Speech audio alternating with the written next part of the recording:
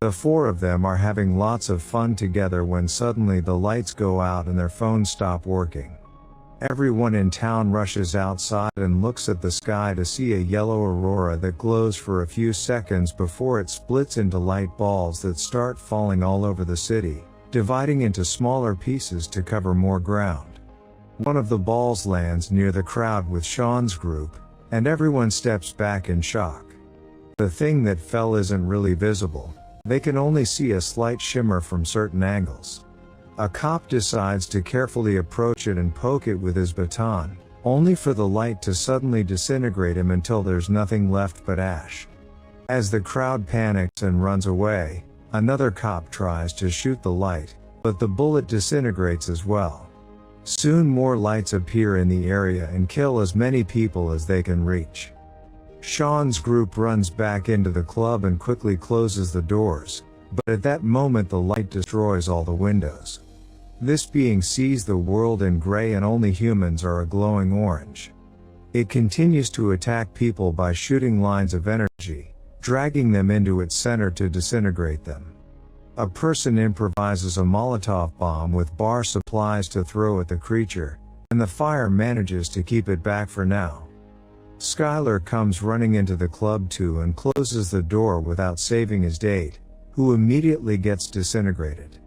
Then Sean's group manages to exit the club through a hole in the wall and finds a supply room where they hide with the bartender, who has been wounded.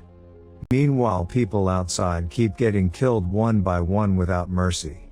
Suddenly someone desperately knocks on their door and, ignoring the others' concerns, Natalie opens it to find Skylar, who ends up hiding with them. The supply room is safe enough that hours begin to pass without much happening, and the group stays alive, thanks to the food there. Soon they make it to the river and find a boat that they steal to sail until they find the submarine.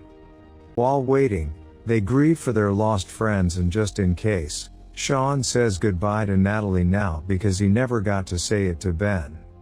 Eventually the boat is pushed aground by some debris, so they must figure out how to get it unstuck. Suddenly they see various giant beams of light lifting metals and resources into the sky, and the cops conclude these must be aliens looking for Earth's minerals because they conduct electricity. At that moment they finally see the submarine approaching, but at the same time a building next to the riverbank collapses. The debris falls on the boat and tips it over, making everyone fall into the water. Sean, Vika, and the cops manage to swim to the submarine, and one officer has a serious wound on his leg.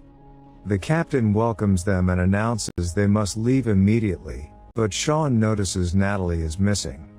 As a flare launches in the distance, Sean is sure it came from Natalie and gives a speech that convinces the captain to wait for them to find her. Before they leave, the technicians on the submarine look over the microwave gun and build another one with better batteries. Then Sean leaves with the cops and as many weapons as possible, leaving Vika in the safety of the submarine.